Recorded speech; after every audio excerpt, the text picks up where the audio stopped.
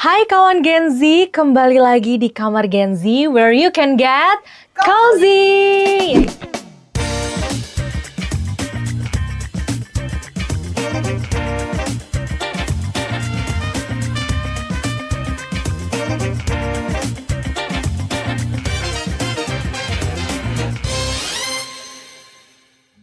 Hari ini tuh kita mau bahas topik seputar mental health tips for Gen Z, di mana ya kita tahu ya, Gen Z itu sebenarnya sangat dekat dengan topik dan isu seputar mental health gitu ya, apalagi in this era, in this economy, apalagi kita tumbuh di era digital gitu ya teman-teman, di era digital, media sosial, teknologi dan lain sebagainya. Untuk itu, hari ini Kamar Gen Z kedatangan tamu yang akan mengupas tuntas tentang permasalahan-permasalahan itu.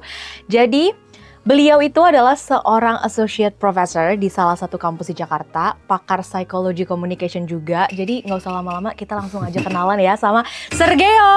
Halo, Olin, halo semuanya. Hai Sir. Luar biasa teman-teman Gen Z. Aku tuh senang banget kalau lihat teman-teman Gen Z tuh produktif. It's such an honor, Sir. Thank you so much ya, Sir, sebelumnya udah Thank nyempetin you datang juga ke Olin sini. udah invite ya. It's such a very big honor, Sir. Bener deh. Anyway, Sir, Yeah. before we start, Sir, ceritain dong lagi sibuk apa sekarang? Mostly sekarang ya kalau kebutuhan daily ngajar ya, kewajiban daily ngajar, tapi basically lebih banyak sekarang mengembangkan satu metode terapeutik untuk melatih teman-teman mengenali traumanya. Aku tuh kurang percaya ya dengan kata sembuh kalau untuk urusan mental health. Wow, what tapi a great lebih suka new point of view nih. Ya, tapi lebih suka dengan kata pulih gitu ya. Oke. Bagaimana kita tetap berjalan beriringan dengan trauma kita, tapi kita tidak mendegradasi diri kita betul. gitu. Jadi namanya geosomatic flow, dan kemudian dari situ juga ada beberapa treatment, beberapa terapi gitu ya. Terus for exposure maybe juga lagi sibuk konten gitu ya. Jadi content creator, ngajar, betul. sama terapis lah lebih tepatnya gitu. Oke. Produktif banget ya teman-teman. Aku aja jiper loh di sini kayak Sergeo produktif banget. Kemarin aku juga udah lihat-lihat sosial medianya Sergeo juga. Anyway, jangan lupa follow sosial media Sergeo ya, karena beliau juga melahirkan banyak banget konten-konten yang menarik di Instagram atau di mana? Semua ada. Instagram, TikTok. Oke, di semua platform. Mostly aktif guys di Instagram. Oh oke. Mostly aktif di Instagram. Menurut aku follow aja karena aku juga lihat konten-kontennya menarik dan yang pasti berguna banget sih teman-teman gitu. What a great honor, Sir, to have you here with us today. Thank you, Olin. Thank you teman-teman juga Kamar Gen Z. Ini hari ini kita kedatangan tamunya tuh lebih ke profesional ya, karena kita mau tahu nih helicopter view, point of view-nya profesional, point of view dari Sergeo as a professional gitu ya. Sir, sebenarnya Gen Z itu pernah digibahin sama Mem Novel sama Miss Winda di segmen Kode Marketing. Mem Novel, Miss Winda tahu lah ya. Teman-teman Kamar Komar pasti tahu siapa itu Mem Novel dan Miss Winda. Udah pernah digibahin, Sir, sama Mem Novel sama Miss Winda di segmen sebelah yang di Kode Marketing gitu. Tapi hari ini aku pengen tahu dari sudut pandang Sir as as a professional pakar communication juga. Aku pengen tahu, boleh ya, Sir ya? Kita mau kupas tuntas hari ini ya. Boleh dong. Oke, Sir. We all know kalau Sir ini itu kan berhadapan sama Gen Z itu kan, karena ngajar juga ya, Sir ya. Berhadapan sama Gen Z itu berarti udah jadi daily basis ya, kayak udah jadi daily routine gitu ya. Susah nggak, Sir, dealing with Gen Z? Honestly enggak sih kalau untukku ya, karena memang pertama mungkin akan aku millennials juga. Which is kalau kita bicara Gen Z itu sebenarnya masih masuk dalam tahap millennials ya, dan millennials itu ada dua, Gen Y sama Gen Z. Nah, mungkin gapnya karena tidak terlalu jauh, dan kebetulan aku punya banyak waktu karena belum berkeluarga. Supposed to be waktuku banyak untuk mengobservasi dan memahami teman-teman Gen Z. Tapi memang ada juga millennials, beberapa karakter itu dekat ke boomers gitu ya. Mungkin karena tuntutan pressure mereka sudah punya keluarga, akhirnya mereka juga less observation tentang Gen Z sekarang, dan bagi mereka sulit. Nah, tapi betul sekali, itu pertanyaan yang bagus, Olin, ya. Kalau zaman sekarang kita lihat ada orang yang sangat welcome, ada juga orang yang sangat, Gen Z ini apaan sih? Nah, kalau aku yang pertama, ya, yang masih sangat permisif dengan teman-teman Gen Z, masih nongkrong juga bareng-bareng. Oh ya, berarti masih tahu dong kebiasaan-kebiasaan atau tren-tren yang ada gitu ya. Jadi nggak terlalu sulit kalau untuk aku gitu. Oke. Sebenarnya hari ini kan kita akan ngomongin dan ngupas tuntas itu tentang lebih ke gimana sih navigating, apalagi kita sebagai Gen Z yang mungkin ada yang baru masuk kuliah ya Sir, ada yang baru masuk kerja, ada yang mungkin udah kerja tapi di tahun-tahun pertama gitu. Aku tuh pengen banget tahu dari Sir how we navigate our stress, terus kayak self-worth, digital pressure gitu. Aku mau start dengan pertanyaan yang paling sederhana Sir. Menurut Sir, karakteristik atau tantangan terbesar apa yang lagi banyak temuin gitu ya terkait kesehatan mental di Gen Z, Sir? Maybe karena teman-teman Gen Z ini mostly berkembang bukan kalau kita ngomongin generasi Alpha itu mereka lahirnya dengan teknologi gitu ya. Betul. Kalau Gen Z ini sebenarnya masih di tahap mereka mungkin maybe 5 year atau 6 years yang mereka ketemu teknologi. Jadi tantangan utamanya adalah ketika mereka ketemu exposure media sosial gitu. Adjustment-nya ya. Betul. Nah, di situ kalau kita lihat ada 2 case utama sih. Yang pertama adalah ekspektasi. Yang kedua adalah perbandingan. Itu masalah utamanya. Jadi kalau bicara soal Gen Z pada umumnya, ketika mereka punya internal noise tentang ekspektasi mereka, or mereka coba compare diri mereka dengan orang lain. Nah, ini baru menimbulkan gejala-gejala psikologis nantinya. Bisa jadi ya tadi ya, ada yang jatuhnya FOMO, ada yang jatuhnya narsistik, ada yang jatuhnya lack of confidence, dan lain hal. Nah, ngomongin sebenarnya tentang gejala psikologis atau mental illness yang terjadi, mau generasi apapun tuh sama. Tapi yang agak sedikit menonjol ketika kita bicara Gen Z itu adalah soal tadi pengelolaan ekspektasi, sama bagaimana menarik harga diri atau nilai diri dari perbandingan-perbandingan yang ada gitu. Dan ekspektasinya itu sebenarnya bukan hanya dari diri sendiri ya, Sir. Betul. Dari society juga gimana sih? Oh, Gen Z nih kayaknya dia full of idea gitu. Kayak itu full of expectation, itu susah berarti ya Sir to deal with itu sebenarnya ya? Menurutku kalau teman-teman Gen Z tidak belajar untuk memahami bagaimana self communication yang baik, tentu sulit. Tapi tidak jarang juga aku menemui bahwa banyak kok teman-teman Gen Z ini yang belajar sangat progresif gitu ya. Karena dia mengenal istilah-istilah yang baru dalam ranah permentalan sekarang, kan baru munculnya di era Gen Z sebenarnya ya. Ketika kita ngomongin burnout, overthinking, istilah-istilah ini dulu kalau orang bilang tuh ya cuma kelelahan gitu, atau fatigue atau exhaustion gitu ya. Kalau sekarang ada overthinking lah, apalah ya. Gitu ya. Sangat bervariasi ya, bener. Jadi sebenarnya nggak sulit, tapi memang pengetahuannya ada banyak ya, bisa di googling di mana aja. Nah tadi yang Olin bilang how to navigate itu memang harus disesuaikan dengan kemampuan diri. Terutama orang yang punya internal noise-nya cukup kuat itu sulit untuk menarik realitas sosial gitu. Sulit untuk menarik realitas sosial, dimana kadang mungkin berbenturan ya, kayak sebenarnya realitanya kayak gini tapi kita punya ekspektasi yang beyond the reality, itu mungkin susah, agak drag down to earth, itu agak susah nih untuk Gen Z ya. Tapi social media matters berarti ya, kayak semua tantangannya itu berawal dari social media kayak Sir yang sebutin tadi ya, kayak expectation from society gitu. Tumbuh di era yang serba digital. Ini kalau dari point of view aku ya, Sir, as a Gen Z gitu ya. Tumbuh di era yang serba digital, serba media sosial. Kalau menurut aku, it is a fun thing actually. Tapi kadang-kadang tuh butuh banyak adjustment gitu ya, Sir. Tadi Sir juga udah bilang kayak ekspektasi, pressure, dan how to navigate itu adalah hal-hal yang matters gitu kan. Tapi menurut Sir, media sosial itu ngebentuk perspektifnya Gen Z itu positif atau negatif sih Sir sebenarnya? So far sih sebenarnya lebih banyak memang ke negatif ya. Karena gini, identitas Gen Z itu justru banyak terbentuk sebenarnya bukan dari realitas yang mereka miliki, tapi dari apa yang mereka tonton. Nah ini yang disayangkan. Artinya sekarang emosi itu diatur oleh algoritma. Betul. Nah, kalau dulu standar TikTok, Sir. Betul. Jadi apa-apa tuh standar TikTok. Bener, apa-apa standar TikTok, termasuk saya sebenarnya. Iya, it's like commons gitu ya sekarang. Jadi sesuatu hal yang nggak salah. Jadi bentuk validasi itu adalah bentuk kebutuhan semua manusia ya.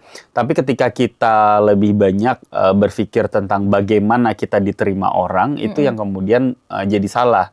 Sehingga kita melupakan nilai diri kita sebenarnya. Nah, tadi kalau ngomongin sosial media itu how impact ya, very impactful, kayak dua pisau bermata dua juga gitu kan. Sisi pisau bermata dua ya. Sometimes anugerah karena teman-teman akan punya banyak bentuk media Betul. exposure, ekspresi gitu ya, kebebasan Bebas. berpendapat and so on. Di sisi lain juga realitanya sulit kan menentukan mana yang benar yang salah gitu. Iya, benar Nah, banget, ini Sir. kalau nggak punya dukungan moral yang kuat, dukungan etika yang kuat, akan gampang gitu ya. Karena biasnya tuh kerasa banget ya, Sir, Kuat ya. banget Kayak pasti. banyak gray area yang kita tuh ini tuh sebenarnya bener nggak sih? Tapi banyak yang nge-frame kayak seakan-akan bener gitu kan? Iya. Iya, Contoh iya aja bener. nih gitu ya, Olin. Misalnya aku pernah ketemu klien yang misalnya aku tuh diajarin orang tua kayak gini, orang tuaku adalah orang tua yang sangat kuat Iya, agamanya iya, dan iya, iya lain-lain hal benar-benar. gitu. Tapi ketika aku lihat di YouTube kok ada orang yang begini gitu kan, dan tidak sesuai dengan pola asuhnya dengan orang tua saya, berubah kan beliefnya Betul, betul, gitu. betul, Nah kayak betul. gitu karena selalu aku pun juga ingatkan para parenting misalnya ya dalam dalam sesi-sesi parenting bahwa yang perlu kita sadari kita tuh nggak bisa sekarang mengatakan kepada anak kita jangan gitu ya, Yes, of karena course. yang mereka tonton itu apa gitu kan, akses yang mereka lihat apa, jadi makanya tadi realitanya bias gitu. Iya, banyak banget reality bias. Karena itu juga Sir, benar. Aku juga mengalami ketika dari dulu aku tuh meyakini ini salah. Tapi ternyata di framing di social media tuh di framing, banyak kok yang It's normal, iya iya. it's a normal thing dan banyak yang melakukan itu jadi kayaknya it's fine deh. Iya, Gitu. Itu kayaknya tuh akhirnya accepting yes, misalnya. benar Ya, itu benar. salah Itu satu benar banget. contohnya. Tapi kalau misalnya di social media itu kan balik lagi ya karena banyak bias itu. Kalau dari sudut pandang profesional regarding the mental health, karena kan itu adalah hal-hal yang paling common banget ya Sir untuk dibahas di era sekarang gitu kan. Ada nggak sih Sir menurut Sir yang kayak akan berpotensi menjadi misalnya self-diagnose, terus habis itu apa ya, let's say toxic positivity atau apa gitu, berpotensi seperti itu nggak Sir? Sebenarnya ini tuh masalah kita mempersepsikan self-diagnose. Sebenarnya ketika orang punya awareness, itu awalnya karena dia punya self-diagnose. Oh, oke. Gitu. So it's fine actually. It's fine actually, Oh, tapi oke. kemana mereka navigate dan bertanya. Gitu betul. kan. Nah, Betul, sometimes betul. kan kita sekarang juga kan it's okay for searching a meaning for ChatGPT benar. maybe gitu kan. Tapi koneksi emosi itu nggak sesederhana itu sebenarnya. Yes. Makanya ada psikolog ya kan. Betul, ChatGPT kan kadang bicara tadi dari bird eye gitu. Tapi ketika kita melihat reaksi tubuh itu adalah reaksi yang intens antara Betul. energi dan energi yang nggak bisa dibaca oleh ChatGPT gitu. Jadi kalau kita bergantung validasinya sama sesuatu hal yang landasannya nggak keilmuan, kemudian juga nggak ada koneksi mind and body connection gitu ya. Nah, itu juga tetap akan sulit gitu. Dan pasti teman-teman tuh akan bingung. Kan banyak tuh sekarang ya kalau klien-klienku. Sebenarnya aku udah berapa kali ke psikolog, Mas, ke psikiater, dikasih obat ini, obat itu. Kadang aku juga cari ChatGPT gitu. Makanya tadi yang awal aku bilang, Olin, sebenarnya kalau kita nyari penyembuhan di dalam konsep mental illness itu akan lebih sulit. Iya. Makanya ketika kita bicara pulih itu jadi mungkin ada Acceptable ya. beberapa orang kalau kita sebut terapis gitu ya, mungkin punya beberapa aliran. Silakan saja gitu ya kalau ada teman-teman yang mungkin lebih memakai kata sembuh. Betul. Kalau aku pribadi itu lebih percaya bahwa nggak ada orang itu sembuh kalau dia nggak mau melatih dirinya. Gitu. Jadi yang aku tawarkan ke teman-teman yang punya penyakit, misalnya penyakit mental atau mental illness, itu adalah melatih diri. Aku sebagai coach itu cuma co-regulate, gitu ya, co-regulate agar teman-teman ada panduan bahwa begini dan akhirnya aku belajar tentang diriku sendiri dan progresif gitu. Nah itu saya yakin pasti teman-teman nanti nggak butuh obat, nggak butuh terlalu banyak ke psikolog karena memang kita berlatih itu kan yang sulit. That's why tadi ya karena proses instan semua zaman sekarang. Iya benar. Berarti kalau aku bisa bilang kalau sembuh atau pulih itu as a reward from the process ya. Iya, betul Jadi sekali. tapi possible kan untuk nyampe di titik itu? Possible Possible banget kan? Banyak ya teman-teman kita yang survival sebenarnya gitu. Iya, possible untuk nyampe di titik itu, betul. Dan cenderung mereka yang survive itu lebih banyak yang kemudian lebih mudah dicerna ceritanya kan gitu. Let's say misalnya kalau di era sosmed sekarang ada Marshanda kan yang sering cerita tentang dia bipolar dan kemudian mungkin lebih akan relate dengan teman-teman Gen Z sekarang yang merasakan hal yang sama ya. It should be good kalau buat aku gitu. Ada orang yang bicara karena dia punya experience di situ gitu kan. As a professional juga kan, Sir juga bisa lihat helicopter view-nya gitu kan. Kalau Gen Z itu kan, apa sih Sir, lebay nggak sih Sir sebenarnya kalau apa-apa dikaitin dengan mental health itu, atau gimana Sir? Kalau ada hurtful truth nggak apa-apa ya Sir ya. Let's say aja. Sebenarnya perspektif aja itu. Jadi era sosmed sekarang memunculkan teman-teman mempunyai diksi yang banyak dan scientific tentang sesuatu yang kita sebut istilah-istilah mental health gitu. Jadi ketika ada fenomenanya, teman-teman tahu langsung kan, oh this is anxiety, oh this is overthinking gitu. Jadi orang-orang alah anxiety, overthinking kesannya lebay. Enggak, it's a diksi yang kemudian sebenarnya bagus zaman sekarang ditarik oleh Gen Z. Tadi nggak ada istilah lebay sih sebenarnya. Dan udah familiar juga, jadi lebih aware juga kan sebenarnya orang-orang. Iya, benar-benar. Jadi ya nggak apa-apa sebenarnya kita ngomongin ini. It's a common thing ya. Oke. Dan bagusnya sekarang ya semua orang itu kan emosi itu sekarang jadi performatif gitu ya. Benar. Sesuatu yang ingin dibicarakan daripada era dulu yang ingin disembunyikan, itu bedanya. Kalau dulu mungkin itu aib ya. Kalau sekarang it's a form of love for ourselves kali ya. Iya, boleh kok bicarain itu asal kita terregulasi. Dan gitu ya. membicarakannya dengan orang yang tepat juga. Betul. Mungkin ya, as a professional atau ya curhat-curhat tapi ya jangan sampai menjurus gitu kali ya, Sir ya. Oke. Sir, konten-konten Sir di media sosial itu ada tentang membahas hypnotherapy, emotional healing. Benar ya, Sir? Correct me if I'm wrong ya, Sir? Betul. Hypnotherapy, emotional healing yang berbasis neuroscience. Benar? Oke. Nah, dari situ tadi kan kita juga udah ngomong banyak tentang Gen Z dan segala fenomena dan dinamika yang ada ya, Sir ya. Boleh nggak sih, Sir, elaborate apa sih sebenarnya yang Gen Z itu cari dari point of view Sir ya, yang Gen Z itu cari ketika mereka tertarik pada self-healing, terus lebih tertarik pada mental health, mindfulness, dan lain sebagainya, itu boleh nggak Sir di elaborate? Kalau dari sisi Gen Z itu, karena memang mereka terbiasa dengan proses instan, sepertinya kalau aku melihat proses yang mereka cari itu proses kelegaannya. Benar. Kalau di era aku tuh kayak curiosity itu tentang hipnoterapi itu gimana sih tekniknya gitu ya. Kok sekarang kalau aku ketemu Gen Z itu lebih banyak kepada, oh yaudah aku datang ke hipnoterapi karena aku pengen lega. Nah itu bedanya. Jadi ketika kita bicara tentang neuroscience dan tubuh, ini satu koneksi yang sebenarnya di dalamnya ada banyak energi yang bekerja gitu yang perlu dipelajari. Nah, kalau Gen Z mungkin melihatnya secara visual dengan tayangan-tayangan yang ada di TikTok, oh seru juga kayaknya ikut ya itu, dan akhirnya mereka coba mencari esensi terakhir. Oh orang ikut itu ternyata akhirnya bisa lega ya. Nah gitu. Jadi ada bedanya ketika kita melihat proses pembelajarannya juga untuk teman-teman Gen Z itu gitu. There's a lot of things yang bisa kita pelajari sih sebenarnya kalau misalnya mau ngomongin tentang kesehatan mental, karena itu balik lagi bagian dari proses hidup sih ya. Iya, jadi emang harus gimana kita down to earth, gimana kita menjadi satu dengan ya dealing with the society, di all the dynamics gitu ya. Emang ekspektasi ya tadi benar, terus benar. Ya kita nggak bisa kontrol kan apa yang kemudian dilakukan oleh orang lain dan kemudian kita kehilangan kendali.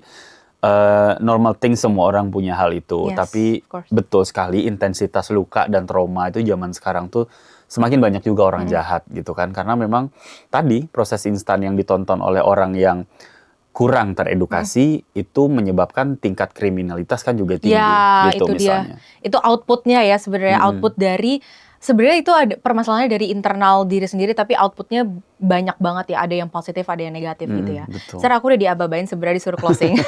Tapi aku punya satu pertanyaan yang ini sebenarnya adalah pertanyaan, jadi maaf ya Mas Chandra ya, aku mau satu pertanyaan lagi yang aku penasaran banget. Sir, di tengah arusnya informasi, ekspektasi sosial yang udah Sir elaborate tadi ya, apalagi kita sekarang ada di budaya yang postmodern kan, hyper reality is everywhere, kayak di mana kita tuh mau bentuk citra, mau bentuk personal branding, tapi kita harus chase career ladder, money, dan lain sebagainya, in red ocean apalagi ya. Personal branding dan semuanya lah, semua dinamika yang ada di dunia gitu kan.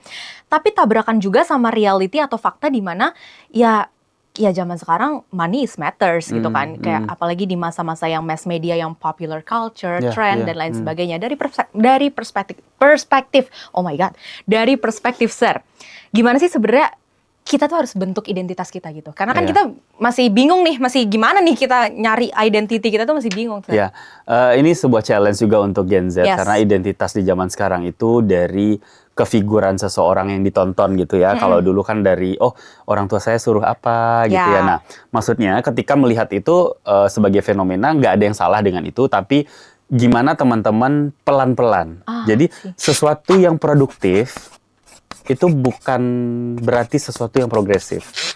Sesuatu yang produktif bukan berarti sesuatu yang progresif. Boleh tolong di quotes di sini ya Mas Chandra ya. Ya, jadi nikmati hari-hari itu dengan progresif, naik turunnya harus teman-teman pahami sebagai sebuah jalur yang memang meningkatkan. Jadi gini, ketika kita sudah progresif, yang muncul kemudian adalah daya juang. Betul. Resiliensi.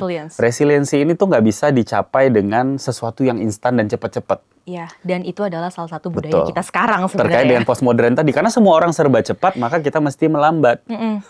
Mesti melambat untuk menciptakan resiliensi kita. Jadi kita nggak kaget suatu saat kalau ada realita ini, oh, it should be okay, yang ini udah pernah gitu kan. Karena kita pernah melambat dan mengobservasi lebih dalam gitu. Karena kalau kita slow down, sebenarnya kita masih ada waktu-waktu untuk mikir, untuk refleksi gitu ya, Sir. Jadi nggak perlu semuanya dikejar kali ya. Jadi ketenangan ya tadi, tapi balik lagi yang Olin bilang tadi ya, tergantung nih yang teman-teman tonton mana kan. Maksudnya kalau misalnya public figure yang atau influencer yang teman-teman nonton ngedistract jiwa teman-teman untuk mengejar money oriented, ya silakan gitu. Tapi kan ada teman-teman Gen Z yang lain, oh enggak, aku mau lebih pelan karena itu ujung-ujungnya bakal bisa tercapai kalau aku punya resiliensi yang kuat gitu.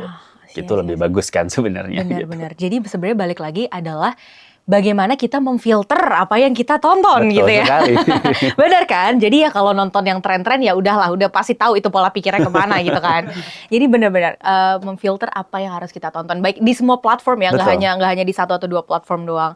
Oke, Sir, mungkin ini akan menjadi last questions as a closing juga from us. Ya kan Mas Chandra udah senyum-senyum tuh dia. Kalau Sir bisa mengulang waktu, Sir.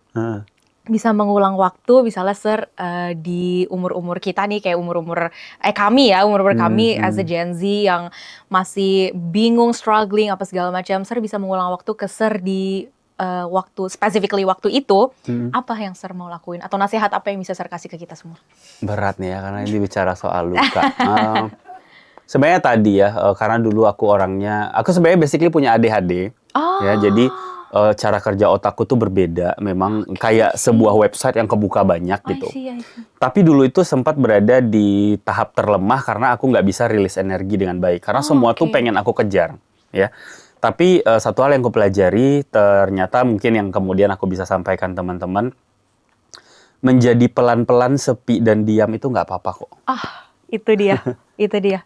Ya mungkin itu yang perlu aku sampaikan, karena aku akhirnya menemukan nilai diri dan semua itu energinya ketarik baik ketika teman-teman observe sesuatu itu lebih dalam gitu. Jadi kayak kita menciptakan energi di kita dulu dengan tenang yang lain akan ikut. Yes, indeed. Mungkin itu yang aku harus bilang. Jadi teman-teman harus lebih coba untuk slowing down, tapi di dalam slowing down itu ada sesuatu yang punya berkah progresif yang mesti teman-teman kejar merefleksikan juga. Diri lah ya. Iya, poinnya makanya, gitu.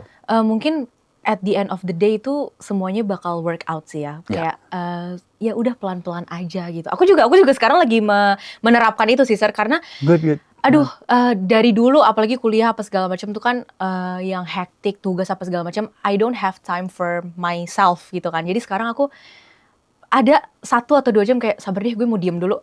Aku bener-bener momen itu penting. Iya, matiin, ya nggak matiin juga sih. Maksudnya aku tetap standby karena ya ada tuntutan kerjaan ya teman-teman. Tapi aku masih yang kayak sebelum tidur kayak oke, gue mau diem dulu, gue mau elaborate dulu nih apa yang terjadi hari ini. It's okay apa to say no also ya. Itulah, seperti people pleaser seperti saya itu akan menjadi hal yang sangat berat, Sir, but it's okay ya ternyata ya. Iya, apa-apa. Jadi kalau teman-teman udah berani say no, itu kan tahu boundary-nya. Yes. Teman-teman tidak memberatkan pressure terhadap validasi-validasi yang kemudian merusak alarm-alarm teman-teman untuk melihat rasa siaga dan aman yang teman-teman punya gitu. Of course. Tuh ya, anak-anak Gen Z boleh ya disimak dan boleh Mas Chandra lagi-lagi quotation-nya banyak banget di sini. There's so many insight dari podcast kali ini, Sir. Dan aduh, ini sebenarnya kenapa sih harus dibatas-batasin, parah banget. Banyak banget yang masih aku mau omongin, tapi mungkin abis ini kita bisa ngomonginnya di belakang layar ya, Sir ya. Thank you so much, Sir. Thank you, Olin. Thank you, tim Kamar Gen Z. It's such an honor. Thank you banget udah nyempetin waktunya. Dan mungkin nanti kapan-kapan kalau misalnya ada request untuk part 2, kita boleh kali ya undang Sir lagi. Dengan senang hati. Jadi kalau misalnya teman-teman mau request part 2, boleh langsung komen-komen aja ya. Oke, sir, I think that's Thank you. all. It's such a wrap, guys. Thank you so much ya, Sergio. Thank you, Olin. Mungkin Thank you, kita tim. akan kembali lagi di episode-episode Kamar Gen Z lain, di segmen-segmen Kamar Gen Z lain. Of course, dengan gestar-gestar yang menarik juga. Dari profesional atau dari Gen Z yang baru nyemplung atau dari manapun kita akan mendatangkan di sini. Seperti salah satunya Sergio ini. It's such an honor for us. Sekali lagi thank you, sir. Dan I think that's all. Okay, bye-bye. I see you guys in the next segment of Kamar Gen Z. Dah.